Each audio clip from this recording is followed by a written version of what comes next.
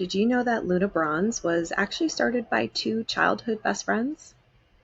Welcome to the Cosmetic Chronicles, the podcast where history meets beauty and tells the amazing stories behind some of the world's most notorious brands. I'm your host, Sarah Carvalho, and I'm a beauty journalist who has been obsessed with makeup since my first swipe of mascara. In this episode, we're actually going to be heading to Australia to chat with the co-founders of Luna Bronze, Rhiannon Hall and Maddy Balderson. Now, I am so grateful for them for agreeing to come on the podcast, letting me interview them and chat. What began as a deeply personal response to Maddy's skin cancer diagnosis has grown into a globally recognized self-tanning brand built on the idea that you shouldn't have to choose between a healthy glow and healthy skin. In this conversation, we talk about the friendship that sparked the brand, the leap from their backgrounds in finance and architecture into entrepreneurship, the evolution of some of their iconic products, which of course we talk about, and what it's like to be expanding in the US through Ulta Beauty. So I'll be playing with some of those iconic products over on my Instagram and Substack. So definitely go check them out. I'm going to try and recreate a look that Hilary Duff did on one of her first nights on tour. And she used Luna Bronze products. So I'm going to try and recreate it, our millennial mother. So definitely check out the glowiness in action. All the links to my socials are in the show notes. And let's just dive right into the conversation. All right. So excited today to have Maddy and Rhi, both founders of Luna Bronze. Thank you both so much for being here and sharing the story behind the brand. Thank you for having us. Of course. Yeah. So just going back to the beginning, before Luna Bronze actually became a business idea, it started from something very personal. So I would like to start there. Maddy, you were diagnosed with skin cancer in 2014. So tell me more about that process and how it shifted the way you looked at tanning and skincare for yourself. Yeah, so 2014, I was sort of early mid 20s, I'd grown up on the beach in Australia, sun tanning, tanning oils, tanning beds, just all the things that we all know are so bad for your skin and your health. But just like anybody else sort of at that age, you just don't really think that that's going to really happen to you. So when I had my first, it was a basal cell carcinoma, but it was an invasive infiltrating one. And I had it right here on my jawline. So that, I figured, so that's such a small little spot. I'll be fine. That this won't be a big deal. And it ended up being, a full sort of surgery with a big scar going from my chin to my ear almost. So, being 20, 25 or 26 or however old I was, it was like just such a wake up call where I said, well, I can't keep tanning like this. This is like, I love being tan. I like being bronzed. I love that feeling, but I was like, I can't keep doing this.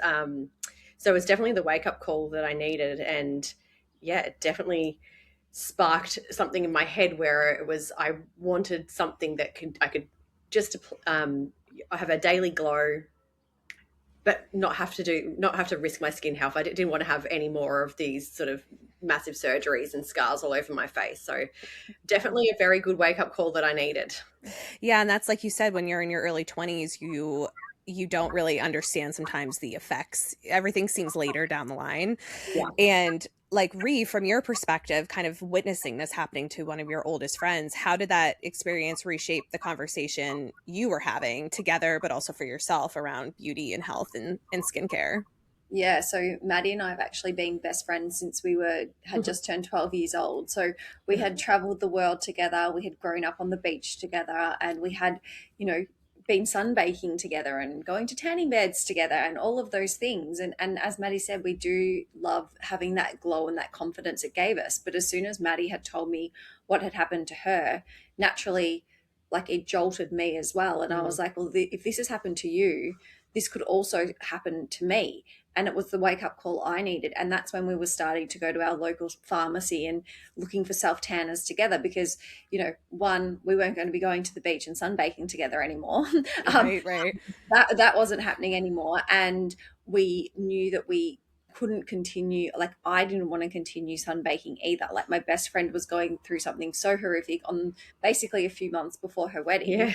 And oh gosh. Yeah. And I just knew, look, I can't do this either. And like, your friends do form habits around you as well. So like, Maddy had like shifted into this I'm going to be using self-tanning now. And then like I remember like we were always texting each other, like, have you tried this brand? Have you tried that brand? What were the results like? Should you try this? Or that one stank, or this, and that's like those conversations and text messages we'd have about the self tanners we were trying. It really formed a beauty habit of us, like obviously trying all these self tanners and trialing. And then we were like, our search came up very, like we couldn't find a self tanner that really fitted into our beauty routine or could shape that new beauty habit for us. And that's how Luna Bronze was born. I still remember that the car ride where I said, I was like, we were driving somewhere and I said, I was so frustrated. I was all these products are such pains in the asses, and I'm very lazy. I just want something I can pop on with my hands like a moisturizer, and it's not, and it's just going to give me like a nice glow. Yeah. So it just didn't exist. And this was 2015, correct? So this was like right after. Yeah. So there weren't a ton of options. And and you both were actually coming from completely different industries. You weren't in the beauty space at all. Maddy, you were in finance. Rhi, you were in design. I was, an EA to an architect. So So then, well, I guess it's a question for both of you. Maddy, how did you decide to not only want to do something, but like change your career? And then Rhi, how did you respond to when Maddy was like, do you want to build this together? I think the funny thing is that even though it was like, my skin cancer experience and like my sort of like search for this product that didn't exist and my frustration with everything that I was trying, I had expressed this to Rhi, but it wasn't my idea to start. Like, I wasn't like, oh, I'm going to go create a product out of this. It was Rhi. So if it wasn't for Rhi, she was like, dude, if you want this product and we want this product and we can't find this product and there's no skincare first self tanners out there, everything was all tanning mousses. It was all dark tanning mousses, stand around and like marinate. It was all like that. And she's like, dude, if you want this and I want this, she's like, this is actually something that we should really, and so she drove it. So, so hopefully like through one person's story, and then Rhi had just the great idea to actually do something with it. So, and I think also like where I was like getting to like this experience was happening to my long life best friend. Basically, we're like sisters, and I was feeling that so deeply. And I was like, obviously people are using sunbeds and self-tanning because they love the confidence that having a tan brings them. But they're doing that because they can't find a product that's easy to use. So the alternative to sunbake. And so that's kind of like what sparked in me was like, people are sunbaking because there's no skin first option or easy to apply self-tanner out there. And that's what really drove me, was like, we really need to encourage people to stop sunbaking. And that's also how we came up with the name Luna Bronze, is we're like, what's the opposite of the sun? Is the moon.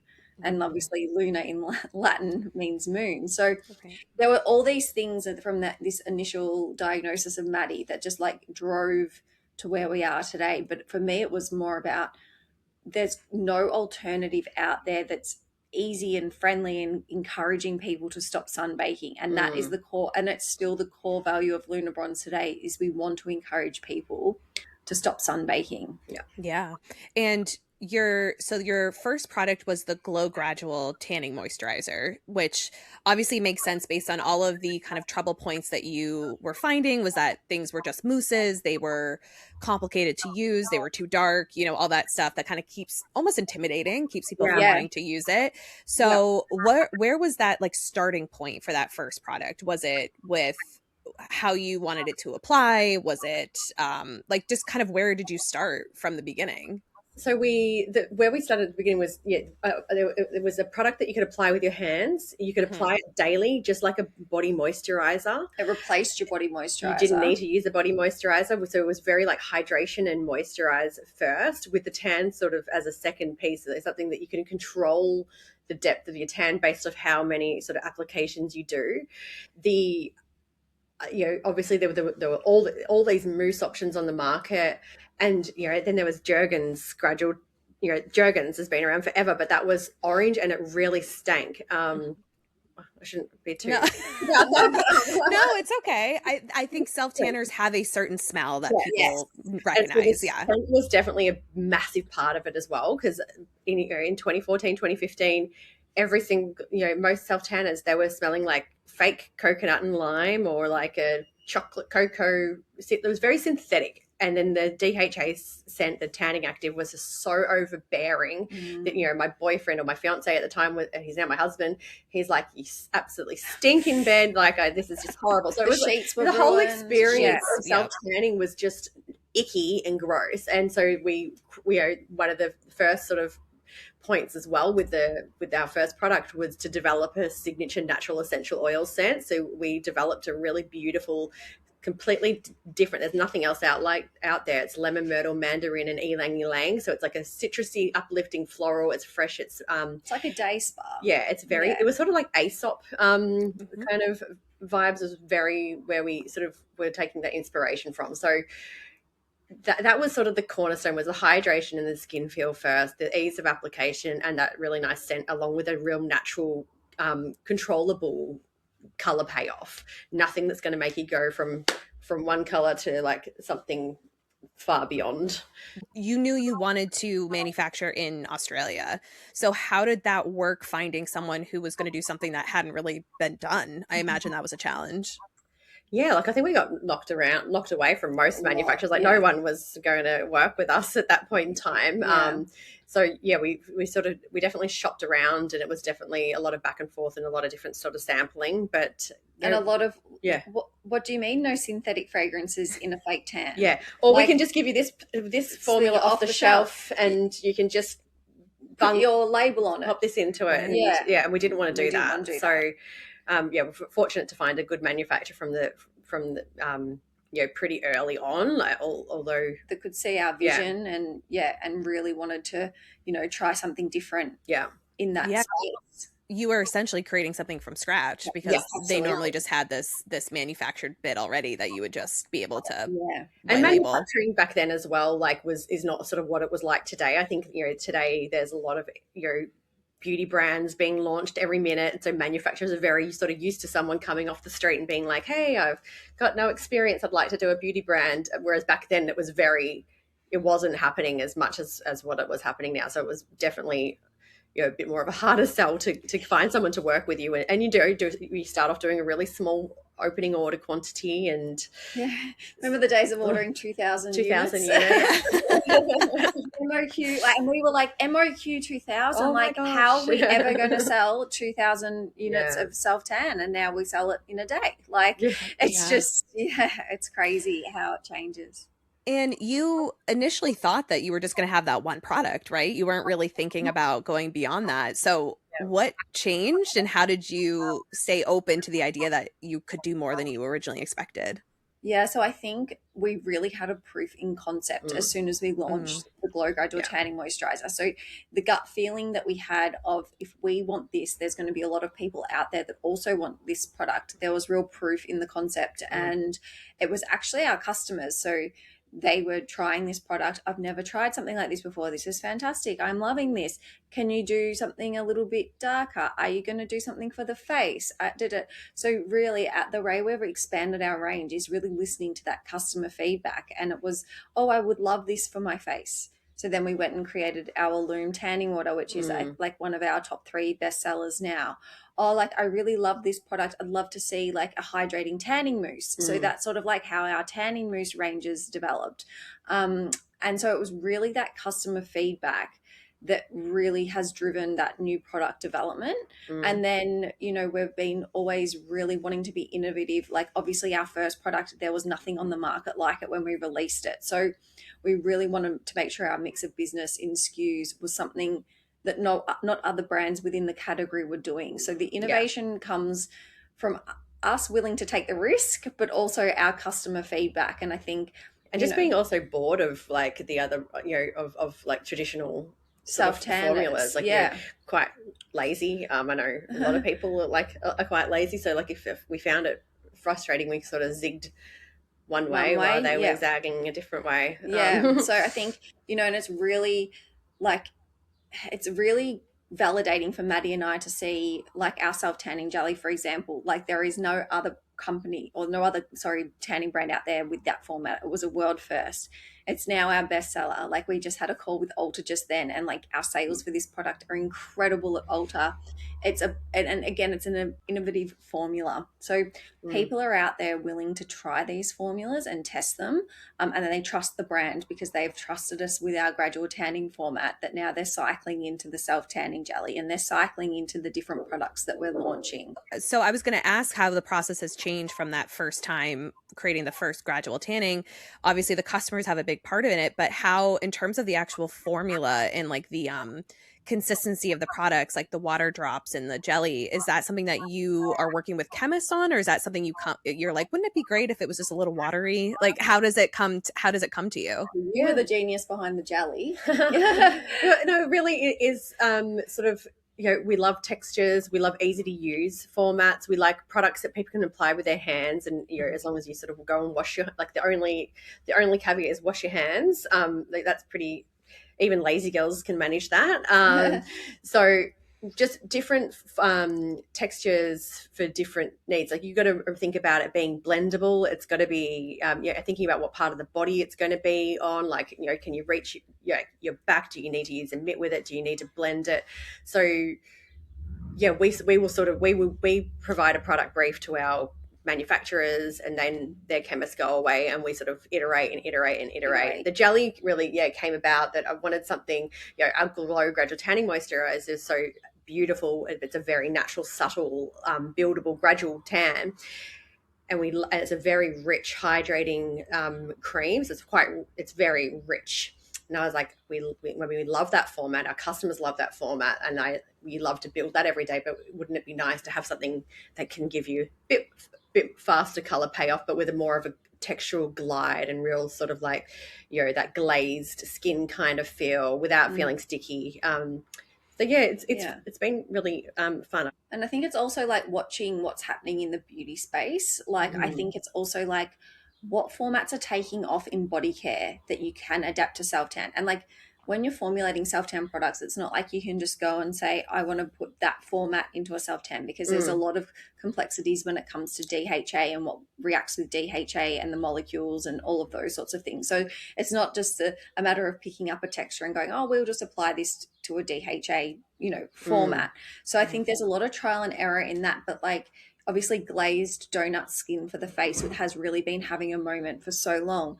You know, how can we incorporate that with self-tan? And therefore, like, that jelly glazed glossy format was born. And like, I'm so grateful that Maddy like thought of it, pushed it, and like worked so hard with our chemists. And then I was like, hey, why don't we make it purple? I was going to say, I love the color. I love that it comes out purple. It's like my favorite part. Like, I was like, what? And like, let's make it fun. Like, let's do something that's fun. So that format is like, you've really got to listen to the market and what consumers are, you know, leaning towards, what's trending. Like, these sorts of things are really important. Can this product go viral? Like, going viral at the moment is just like, can, you know, build or break your business. So you know, you've really got to be strategic in all avenues when formulating a new product, but then always having in mind about the consumer, and when they've got that product in their hand, how easy is it for them to apply it and not mess it up, and like not be like put off using self tanners again. So there's a lot of things in a wheel that we've like a lot of mandates that go into, you know, formulating a product that need to be ticked, lots of boxes to be ticked. But like, it's as Maddy said, it's that end user. Is it encouraging them to continue sunless tanning? Is this product good enough for them to go, hey, I'm not going to sunbake anymore because now I found a product that's super easy for me to use? Speaking of what's popular in the market, you guys were actually kind of ahead of the game in terms of making a product sensorial in the fragrance. Like you said, that was one of the first things you knew you wanted to do, because past self-tanning products smell terrible.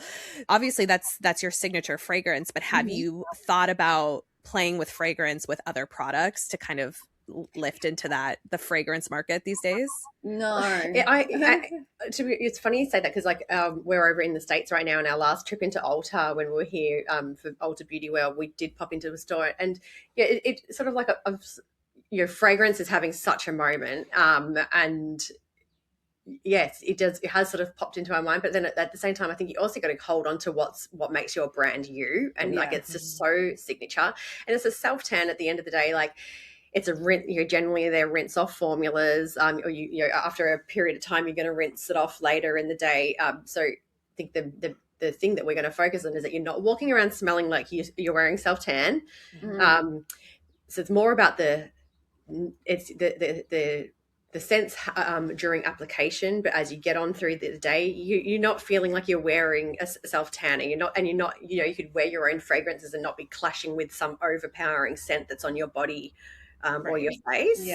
So I'm not sure, but I love our signature scent so much. And I think like getting back to what Maddy says, it is signature. Like it's, you know, like when people smell that Luna Bronze, when they apply a new product or they're testing a new product, they're like, oh, that's Luna Bronze. It's like Sol de Janeiro and their Bum Bum Cream. It's, you know, like signature Aesop fragrance and things like that. Like that, you've got to really stick to your core. And I think if you start overcomplicating things and layering in different complexities and trying different fragrances, you sort of lose what makes you and the DNA of the brand. And as you said, it's the first thing that we really...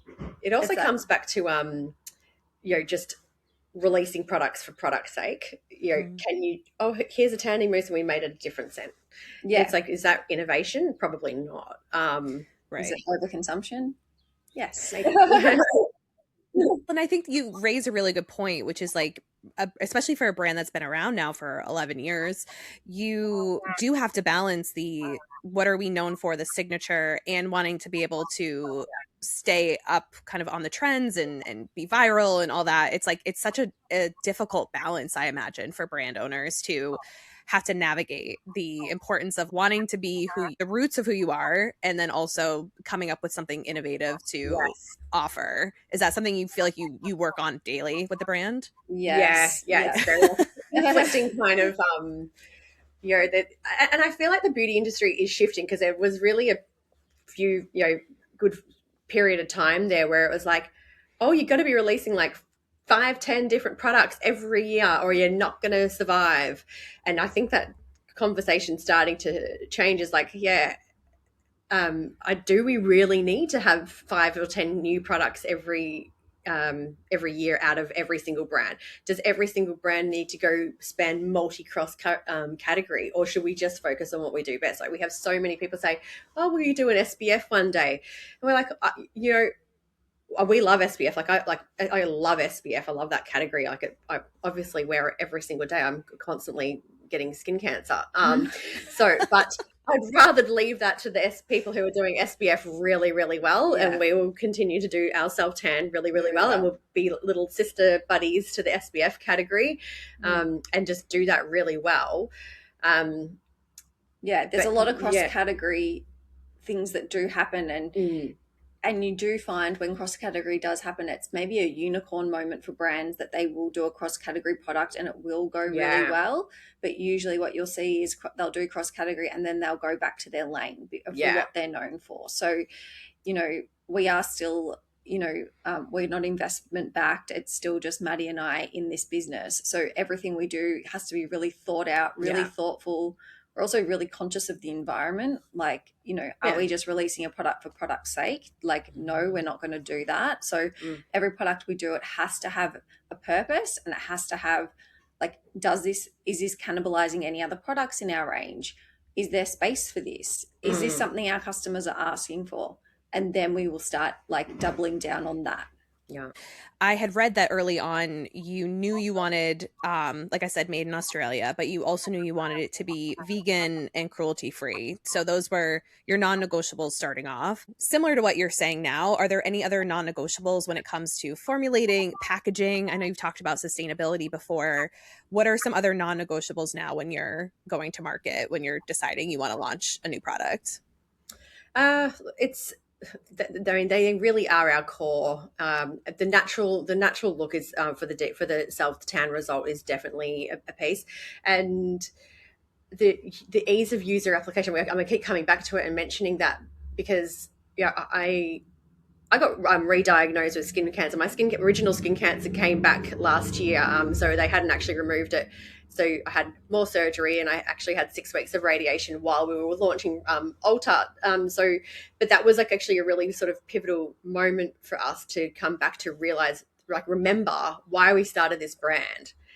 Because 11 years has passed since the first original sort of moment that we kicked off.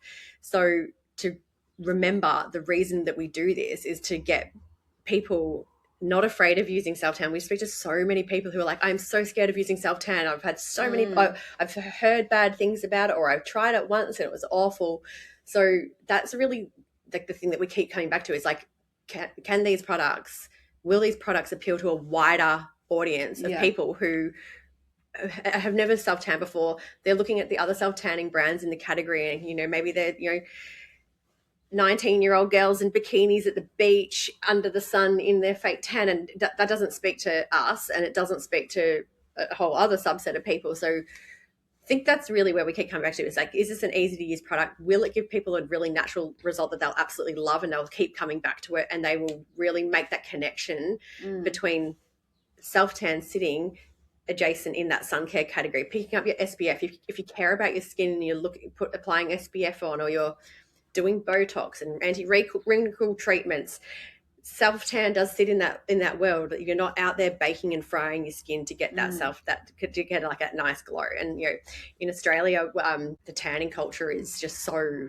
prevalent, and still it seems like Gen Z are definitely like going backwards in terms of using the tanning oils and laying out in the tanning sun. beds. Tanning beds here in the States. So we've got to keep coming back to that, because it really is our why. And I feel like that second diagnosis really came around at like a great time for us. It was a good reminder of why we do what we do.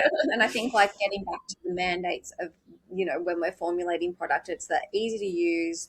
Our products are up to 98% natural and organic and naturally derived ingredients, and it's also like that skincare first formulas. 10 years ago, there was no brands doing skincare first formulas or putting the skin health first, and now it's everyone saying, oh, self-tan meets skincare. But read the back of the label. Like, where are those skincare ingredients? Are they at the bottom of the INCI list? Are they at the bottom of the ingredient list where it's like a tiny little dash of aloe vera or something like that? So like those mandates are really important to us too, that there is skincare active ingredients within the products. Yeah, no, definitely. And I do think, like you said, it makes a good point for people who do spend a lot of time and money on taking care of their skin and then like don't take care of it when they're out in the sun. It's like a good thing to kind of package it as like it's also skincare.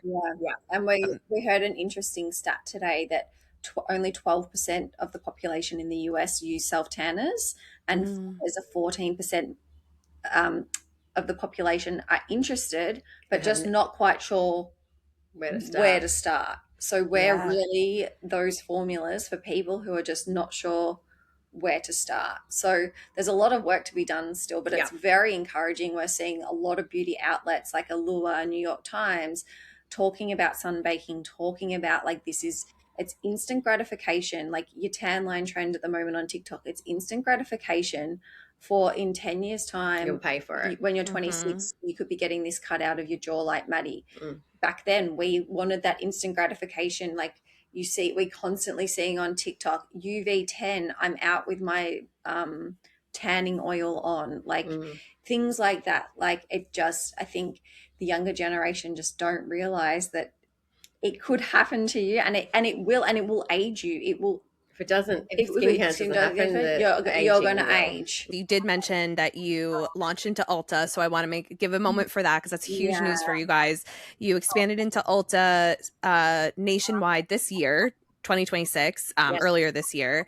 And what has it been like? I mean, you touched on it a little bit, but what has it been like introducing a very Australian tanning brand to the US market through a retailer that's also super massive? It's been incredible. So Ulta put a lot of faith in us. They obviously love the brand, and straight off the back, we'd launching to over 1,000 doors, which is just unheard of. For a new brand at Ulta. So straight away they really believed in the brand. They said we're like the vacation ink of the self-tan category, and they really believe in us. you know, something that's really positive for us is our mix of business there is we're not relying on the tanning mousses. So we're not competing against the legacy players in the category. It's our gradual tanners, tanning jelly, face mists and serums and tanning milk that are introducing a new Ulta guest to the self-tan category. So I know they can't be they couldn't be happier. We're outperforming forecasts and things like that. So it's just been so great, and we've just like hit the ground running, and it shows that the US customer is also really starting to go, hey, this brand speaks to me. I resonate with this brand. It's not an intimidating brand. It's not a brand that's based on bikini babes or influencers, or like I think I can count on one hand the amount of influencers that we work with. This is a brand that is like, it's just from people who are like me. Like, you know, I'm not intimidated to use it. I want to use it. Like it's mums, it's people who are just completely thought I will never self-tan again because they've had a bad experience, but then we've come along and it's giving them a different option. So it's been incredible. We're so pleased.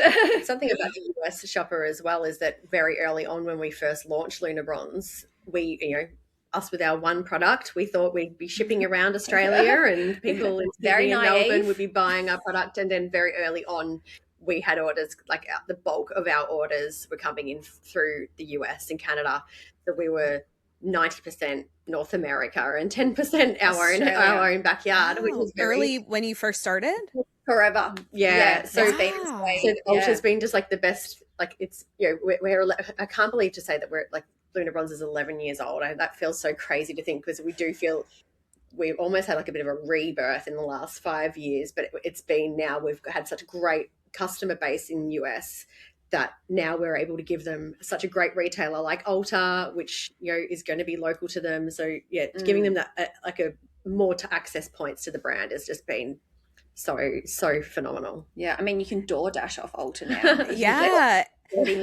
I know, that's all I need is to be able to DoorDash my makeup. But I mean, I didn't know that you had such a big like North American audience from the beginning. Were there other retailers that kind of reached out to you and you wanted to wait? Like, what was it about this timing in particular that you felt was right?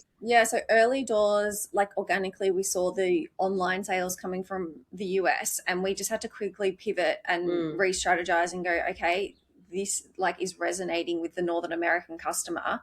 And then we started putting all of our efforts into focusing on this market and not our homeland in Australia.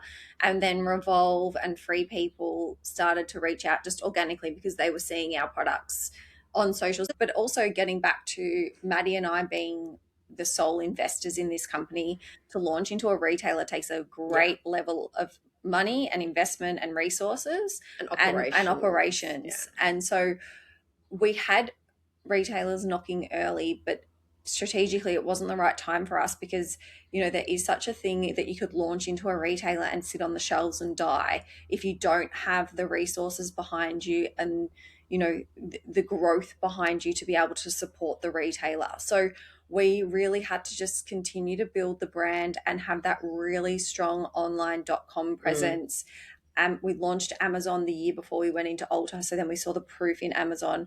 And then when Ulta approached us, we just knew now is the right time. So like there is such a thing as, and like Maddy's dad tells us this all the time, is that brands will die of indigestion and not starvation. So you have to be like, know when your time is right to be able to do such expansions like that. That's huge, because it's a beast. Yeah, and that must have been really challenging in a way where it's probably enticing when you're still a young brand to be like, oh my God, like let's go for it. To have that foresight to kind of look long term and be like, let's just pause, let's wait. Like that takes a lot of to be completely honest with you, if we had launched into Ulta 7 years ago, I don't think Luna Bronze would exist right now. Wow. Because it would have been too much. It would have been too much to take on. Operationally. Financially.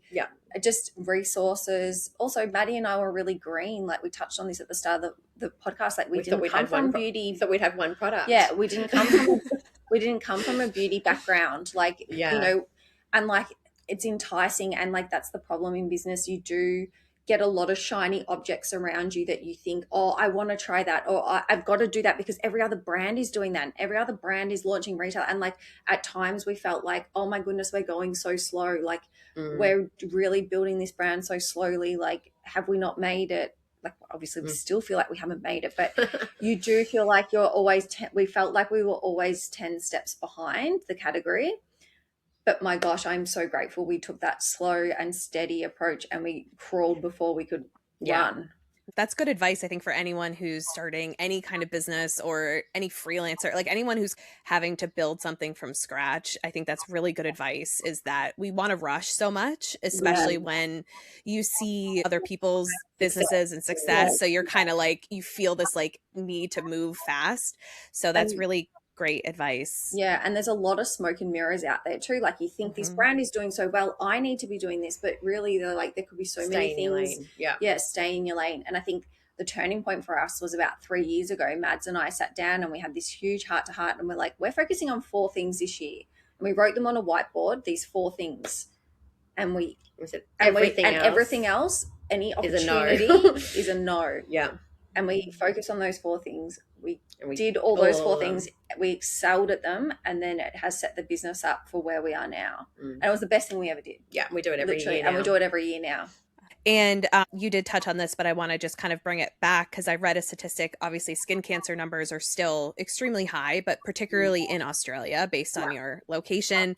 And the Cancer Council of Australia estimated that 2 in 3 Australians will be diagnosed with skin cancer by the time they're 70. Maddy, you said you've already previously dealt with additional rounds of basal cell even after starting the brand. And do you think, I know that it's hard because the younger generations, I don't want to call them out, but the younger generations there is this kind of glamification again around tanning. But because you are talking to customers in different countries and different locations, like, do you think overall the conversation is changing, or do you think it's kind of like it goes in cycles? It does go in cycles. I'm surprised that's just had such a resurgence when there's just so much education out there now. And part of, I've had skin cancer, and I'm always, it got to a point in our business where it was like, I couldn't keep going, well, I've had skin cancer and that's why you should self-tan instead of doing this. I just got to a point where I was like, the younger demographic, they don't want to hear from me. Like, I can show them all and I definitely documented my especially my most recent journey with my surgery and my radiation, which kicked my butt over a very crucial time for the business launching into Ulta. So I can show them that sort of gory detail, but I felt like got to a point where I felt like I'm lecturing. So we have this great friend, Talia, who I coincidentally grew up living next door to her, where we grew up, and we've worked with her on and off. And she's a really smart marketer. She's 27 years old. She lives in Australia. She lives in New York. Their best friend Caitlin, and we were just having all these conversations with them. I'm like, Katals, I just feel like I'm like, for people to hear from me, it sounds like I'm lecturing. And she's like, dude, I'm like now seeing what you're talking about, and it's changed the way I think about tan. So now we have Talia, and she's sort of our sort of front-facing personal now, TikTok now. So we feel like we can get that message out a bit in a more relatable way for that younger demographic, without being like a sort of this old 40-year-old woman like wagging her finger at them and showing them all the gory stuff. Because especially for me, when it happened to me, it wasn't the fact that, you could get skin cancer and it could be melanoma and you could die. That wasn't the scary thing for me. The thing that scared me was I was having a big scar across my face. And it was the vanity piece. And that is that's the thing that I think is so cooked about the whole tanning culture, is that you do know that you could die from this, and you could have radiation and chemotherapy can spread through your body and it can wreak havoc. And that doesn't seem to clock, like that doesn't seem to matter to them. It's the having your nose chopped off, or your lips chopped off, or your ear removed, or your eye. And so I think that the conversation, the conversation is going in cycles. Yeah. But I think it's going to take, unfortunately, it's going to take somebody in the media with a high profile and a young age for something like this to happen. Yeah. For people just to end up and take notice, because it's like smoking. People know it's bad for you, or vaping, but they're still continually doing it. And it's not until somebody of notoriety or something like that happens where they're going to be like, oh, hang on, that's just happened to this person. It could happen to me. And that's unfortunate. But what's happening is it's the conversation going in cycles. Right now, it's at a cycle of, oh, I'm just going to go use this keratin from Walmart for $10 because it went viral on this TikToker's page, and now I'm going to go and use that. So that's where the shift has got to happen on those channels, where it's like the conversation has to start there, unfortunately, because that's where people are consuming their media. They're not consuming it on the TV anymore. They're not consuming it in newspapers. So that's where the conversation cycle needs to flip. And it will, because everything flips. But it's also a policy kind of thing, because, tobacco companies and alcohol companies have all these rules and regulations on them because these things cause cancer. Like, they're a known and they cause cancer.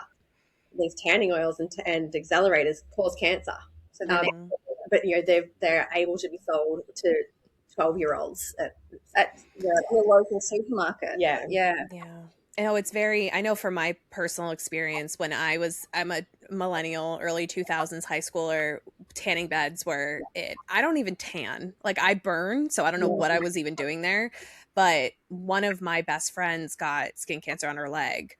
Like 2 years later, she got a huge gap in her leg, and that did me in.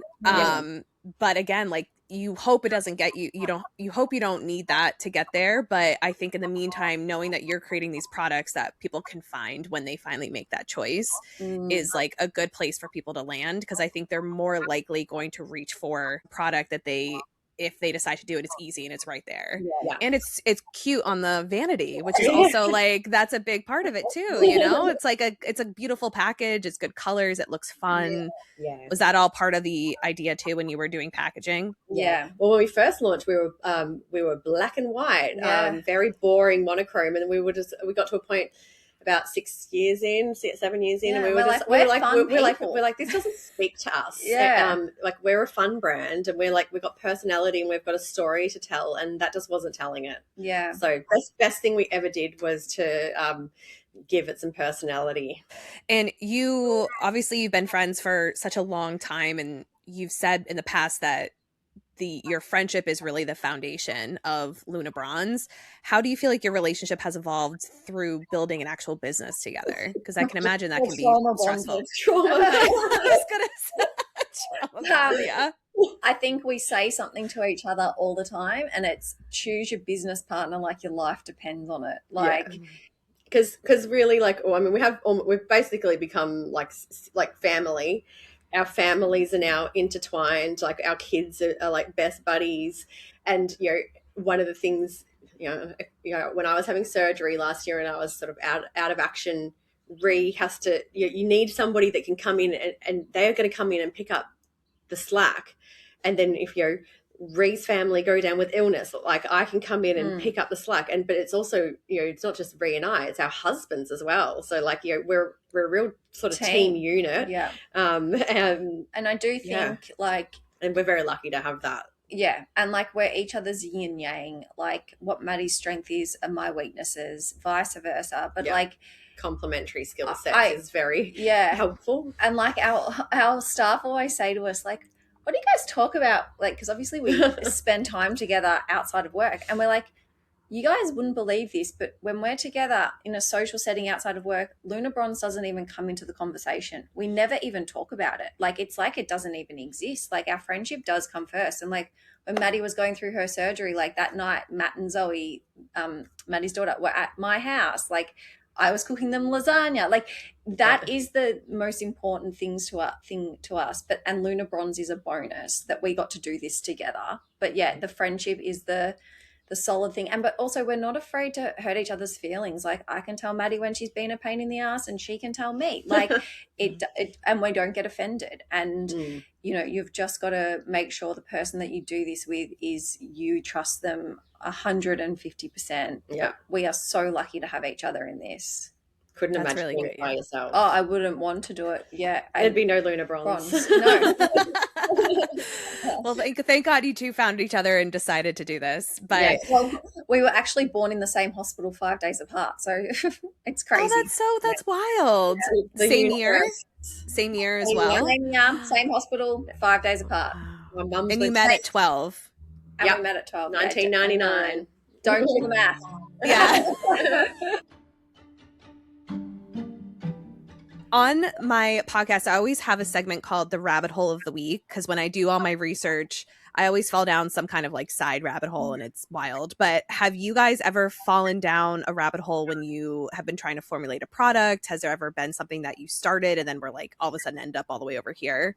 It's interesting. We have, well, I think there's probably sort of two directions in it, and one of them being, you know, we always listen to our customers, and one of the things that has come up frequently over the years is we have customers saying, well, why can't you make a self-tan with SPF in it? And we've gone, like at the first time we sort of heard, we're like, that's interesting. But then, you know, you start to think about the practicalities of it. Yes, and it won't work. You're going to have either no sun protection or you'll have a terrible self-tan. Yeah. So we we backed away from that one. And I think another rabbit hole, yes, that was a rabbit hole, because, you know, people were asking for it, and we're like, people still ask us for how it, can we make this work? Like, but it just does fundamentally, it doesn't work. And another rabbit hole we went down was our bronzing drops took off so, you know, incredibly well, and then they were launched, and then we were like, well, why don't we do a bronzing stick? And we went through down all this packaging and testing, and then we sort of like came back again, a nice shining object, and we came back to the fact of this is really not the core of what we do in making self-tanning easy. The bronzing drops make sense because it's matching your face to your body, because some people don't like to put self-tan on their face. Some people want the glow, but they don't actually feel comfortable putting self-tan on their face. So that does fit in the range. But a bronzing stick, and we spent 12 months on this product. Oh, wow. We got right down to the end. We were doing 3 shades. We were doing 3 shades. Like, we were wildly down the end of this, and it was taking away and distracting us from creating the products of the core of what Maddy really touched on today, of making self-tanning easy. Does this make self-tanning easy? No. So that was a huge rabbit hole. It was money, it was time, and it was a distraction. Yeah.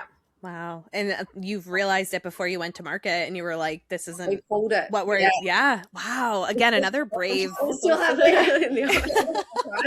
That's now in the archives. Yeah, that's in like a safe archive. Every time I see the box and things like that's sitting in like an archive cupboard, and I look at it and I go, gosh, we wasted a lot of time on that. But thank God we did, because it was actually something that was one of those, when we were looking at those 4 things that we wanted to achieve, it's one of the things that got chopped. And that was definitely happening all at a time when, as I sort of said before, brands were releasing like this product, that product, this product. We're doing this, and now we're doing a hair care, and now we're doing SPF and a tanning oil and a this and a that. And we're like, so I think we just got to remember to put the blinkers on at points, and just like remember what you do best and what you're like, why we do what we do. Yeah. Right. The core. Right. Yeah. And like, you do see a lot of self-tanning brands bringing out tanning oils, and you're like, well, what's your messaging here? Sending your consumer into the sun. Like, there's not really a purpose behind, like, it's a delicate topic over here at Luna Bronze.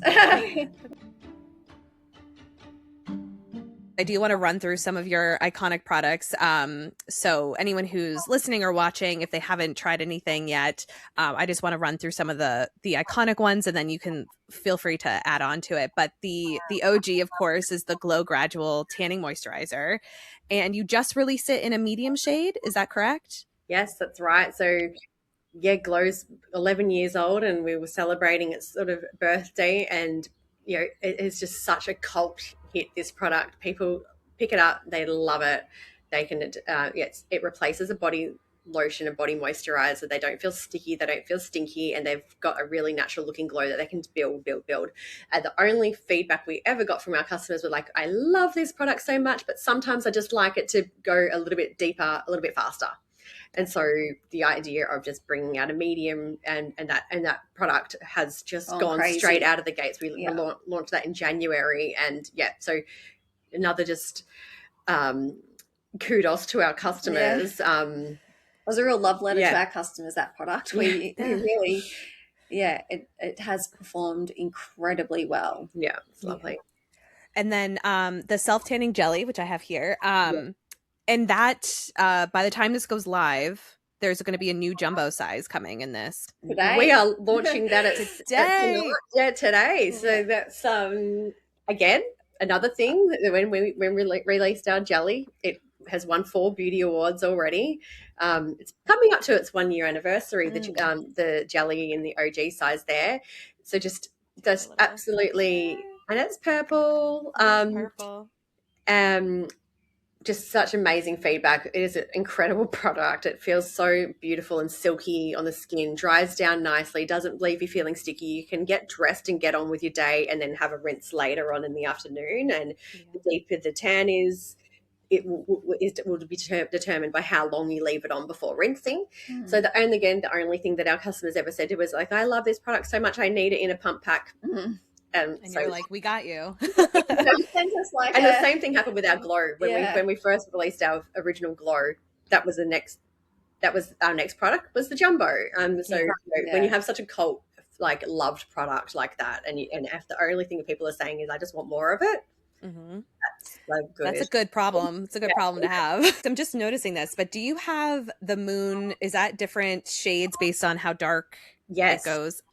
Okay. So what's the key for these in case people want to know? So we have a little quarter shade moon, like a little crescent moon for a light tan. Then we have a half moon for medium and a full moon for dark.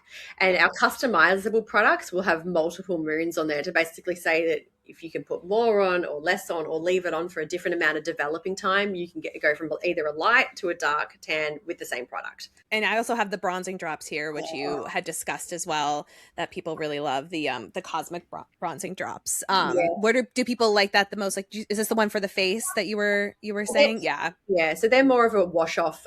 So they actually don't have any DHA tanning active in them. So it's an instant wash off, sort of more of a cosmetic bronzing. You can contour, you can do collarbones, or you can mix it in with your foundation or mix it in with a moisturizer and just sort of get about your day, but then it will rinse off in the shower, won't transfer. And we actually recently repackaged those into they're yellow and with a purple lid, and it goes with our instant bronzing cream, which is the similar kind of format for the body. And so it blurs imperfections. It's really beautiful and nourishing and hydrating and just, yeah.